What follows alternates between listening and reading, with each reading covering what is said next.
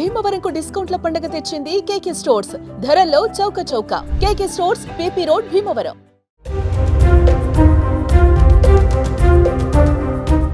పెళ్ళైన దంపతులు భార్యాభర్తలు విడిపోతే విడాకులు తీసుకుంటే పెళ్లిలో కట్న కానుకల్లో భాగంగా పెళ్లి కూతురికి ఇచ్చేటువంటి బహుమానంగా ఇచ్చేటువంటి బంగారం ఎవరికి చెందుతుంది అనే అంశానికి సంబంధించి తాజాగా కోర్టు సంచలన తీర్పిచ్చింది. అది ఎవరికి దక్కుతుంది, ఎవరికి అది సొత్తుగా మారుతుంది, దీనికి సంబంధించిన పూర్తి వివరాలు చూద్దాం. పెళ్లి సమయంలో వధువుకు బహుమతిగా ఇచ్చేటువంటి బంగారు నగలు, నగదు పైన ఎవరికి హక్కు దక్కుతుంది, విడాకుల తర్వాత ఈ నగదును భార్య లేదా భర్తకే దక్కుతుందా? ఈ అంశంపైన కేరళ హైకోర్టు సంచలన తీర్పు వెలువరించింది. వాటిని స్త్రీ ధనంగా పరిగణించాల్సి ఉంటుందని స్పష్టం చేసింది.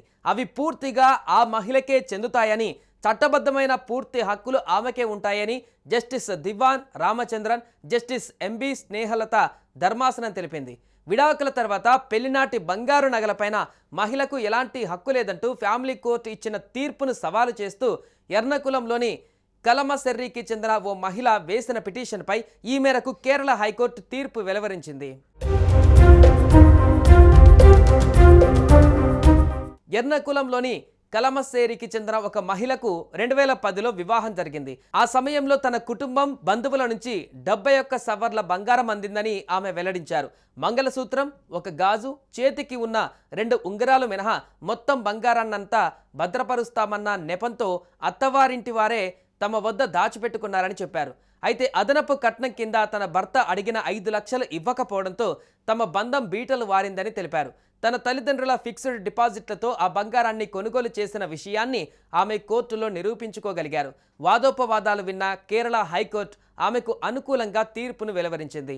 విడాకుల ప్రక్రియలో భాగంగా మిగిలిపోయిన 59.5 సవర్ల బంగారం లేక దాని ప్రస్తుత మార్కెట్ విలువ ప్రకారం నగదు చెల్లించాలని ఆమె భర్త కుటుంబాన్ని ఆదేశించింది. విచారణ సందర్భంగా కేరళ హైకోర్టు కీలక వ్యాఖ్యలు చేసింది.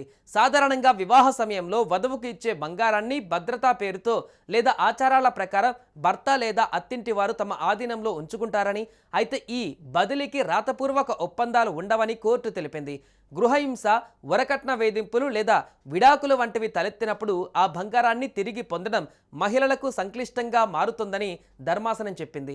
ఎలాంటి రసీదులు లేకపోవడం వల్ల ఆ బంగారం తనదేనని నిరూపించుకోవడం కష్టమవుతుందని, ఇలాంటి పరిస్థితులను న్యాయస్థానం మానవతా దృక్పథంతో అర్థం చేసుకోవాలని కోర్టు సూచించింది. క్రిమినల్ కేసులలో మాదిరిగా కఠినమైన చట్టపరమైన సాక్ష్యాధారాలు కావాలని పట్టుబట్టలేమని కోర్టు అభిప్రాయపడింది. స్త్రీధనం విషయంలో మహిళల హక్కులను కాపాడవలసిన బాధ్యత న్యాయ వ్యవస్థపై ఉందని కేరళ హైకోర్టు పరోక్షంగా సూచించింది. సుమన్ టీవీలో మీ పర్సనల్ అండ్ బిజినెస్ ప్రమోషన్స్ కోసం కింది నెంబర్కి కాంటాక్ట్ చేయండి.